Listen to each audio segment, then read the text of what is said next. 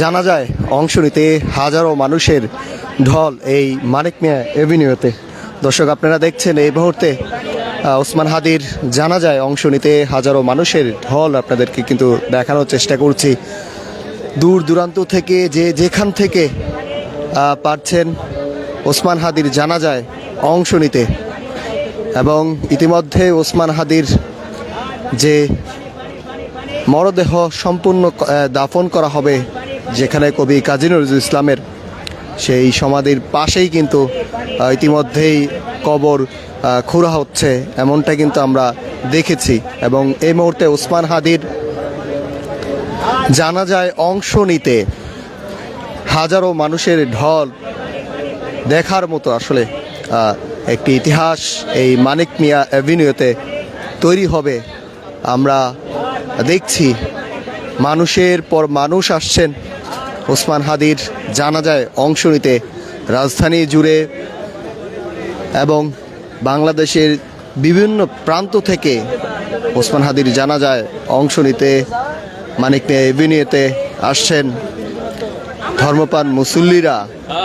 এবং মুসল্লিরা বলছিলেন যে আমরা এখানে যারা আছি সবাই হাদি হাদি হাদি বলেই কিন্তু আসলে স্লোগানে মুখরিত এই মানিক মিয়া অ্যাভিনিউতে। দর্শক, বলাই যেতে পারে একটি ইতিহাস তৈরি হচ্ছে, যে ইতিহাস এই মানিক মিয়া অ্যাভিনিউতে সারির পর সারি কিন্তু আসলে সাধারণ মানুষ আসছেন ওসমান হাদির জানাজায় অংশ নিতে। হাজারো মানুষের ঢল চোখে পড়ার মতো। দর্শক, আপনাদেরকে জানিয়ে রাখি যে 12ই ডিসেম্বর জুম্মার নামাজের পরে গণসংযোগ চলাকালে শেষ করার পরেই পল্টনের যে কালভার্ট এলাকায় ওসমান হাদির উপর গুলি করা হয়, এবং সেই গুলি করার পরেই কিন্তু সাথে সাথে ঢাকা মেডিকেলে নেওয়া হয় তাকে, এবং সেখানে একটি অস্ত্রোপচার চিকিৎসা করা হয়, এবং তারপরেই কিন্তু তাকে এভার কেয়ার হসপিটালে নেওয়া হয়। এবং এভার কেয়ার হসপিটালে থেকে তাকে উন্নত চিকিৎসার জন্য শেষ পর্যন্ত অন্তর্বর্তীকালীন সরকার তারা চেষ্টা করেছিলেন যে ওসমান হাদি আবারও ফিরে আসুক নতুন বাংলাদেশে, নতুন বাংলাদেশকে উজ্জীবিত করুন। তার যে কণ্ঠস্বর, সেই কণ্ঠস্বরকে উচ্ছ্বাসের মতো বাংলাদেশকে এগিয়ে নেবে, সেই চিন্তা করেই কিন্তু আসলে অন্তর্বর্তীকালীন সরকার তার উন্নত চিকিৎসার জন্য সিঙ্গাপুরে পাঠায়, এবং সিঙ্গাপুরে চিকিৎসাধীন অবস্থায় তিনি মৃত্যুবরণ করেন। এবং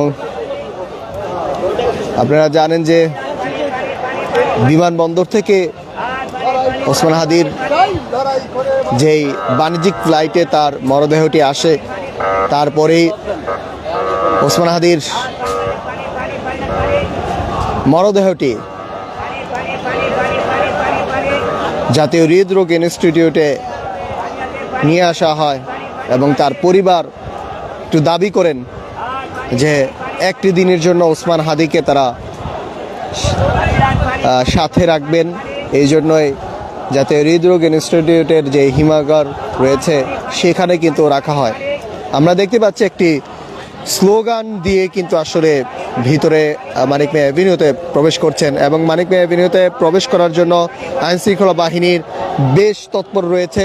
কোথাও যেন কোনো বিশৃঙ্খলা সৃষ্টি না হয় সেই দিকেও কিন্তু নজর রাখছেন, এবং যারাই ভিতরে প্রবেশ করছেন তাদেরকে চেক করে ভিতরে প্রবেশ করছেন। একটি বিশাল বড় মিছিল নিয়ে কিন্তু জানাজায় অংশ নিচ্ছেন ধর্মপ্রাণ মুসল্লিরা। দর্শক, আপনারা দেখছেন এই মুহূর্তে ইত্তেফাকের স্লোগানে মুখরিত। আমরা দেখছি যে একটি মিছিল নিয়ে কিন্তু আসলে মানিক মিয়া অ্যাভিনিউতে প্রবেশ করছেন, এবং আপনি দেখানোর চেষ্টা করছিলাম যে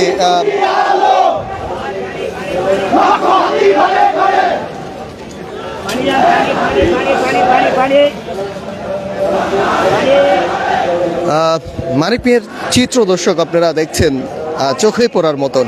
ধর্মপ্রাণ মুসল্লিরা ওসমান হাদির শেষ জানাজায় অংশ নিতে হাজারো মানুষের ঢল কিন্তু আসলে দেখা যাচ্ছে। আপনাদেরকে একটু দেখায় যে মানিক মিয়া অ্যাভিনিউর যে পকেট গেটটি রয়েছে, এখান থেকেই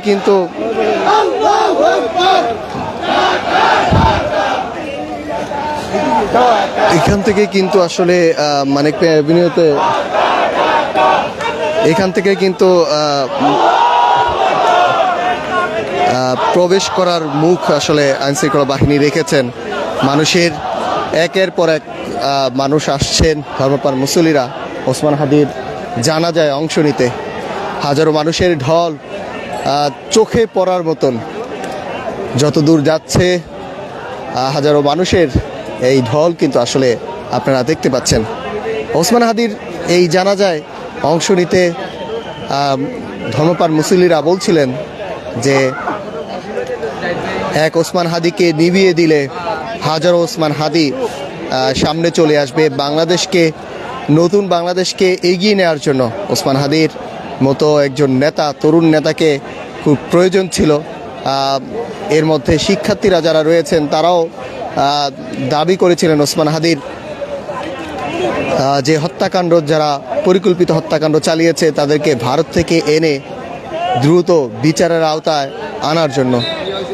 আপনারা দেখছেন এই মুহূর্তে ইত্তেফাকের মাধ্যমে দর্শক আপনাদেরকে মানিক মিয়া অ্যাভিনিউর পরিস্থিতি আপনাদেরকে দেখানোর চেষ্টা করছিলাম।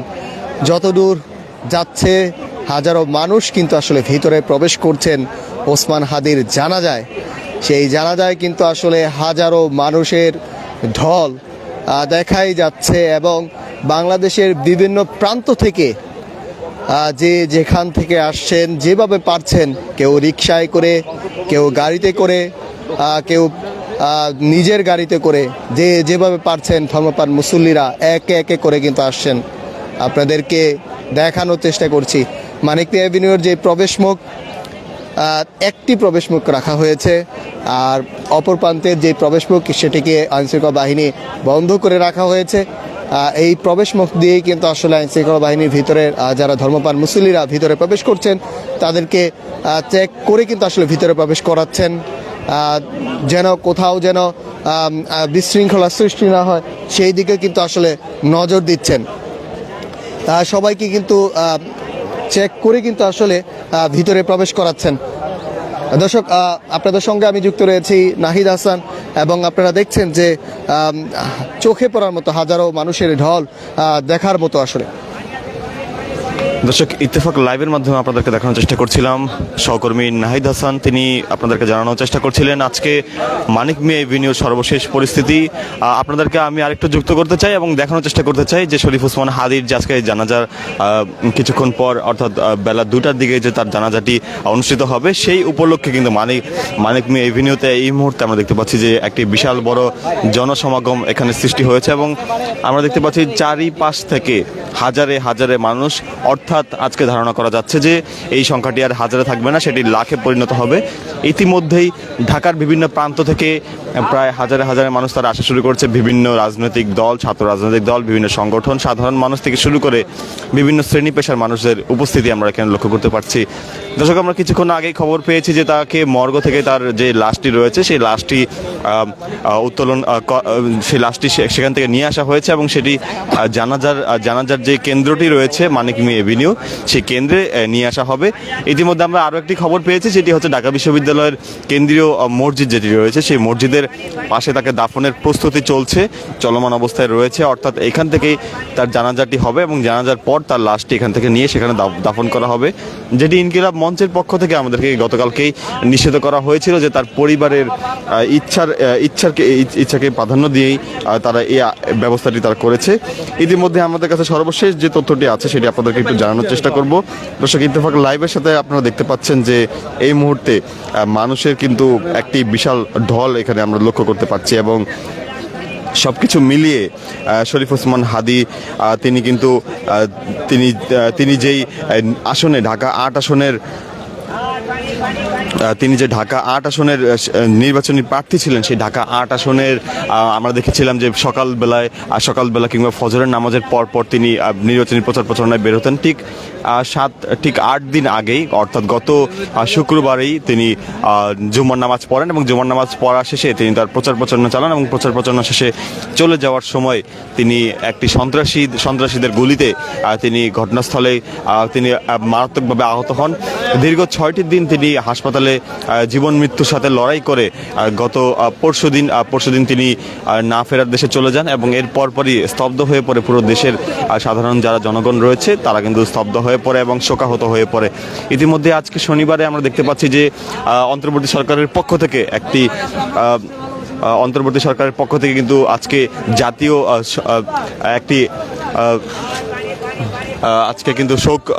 শোক ঘোষণা করা হয়েছে আজকের দিনটিকে। এবং আমরা দেখতে পাচ্ছি যে জাতীয় পতাকা কিন্তু বিভিন্ন সরকারি স্থাপনায় সেখানে পতাকা অর্ধনমিত করা হয়েছে, অর্থাৎ রাষ্ট্রীয় শোক চলছে আজকে শনিবার। এবং ইতিমধ্যে মানিক মিয়া এভিনিউতে ব্যাপক নিরাপত্তা কার্যক্রম আমাদের লক্ষ্য করতে পারছি।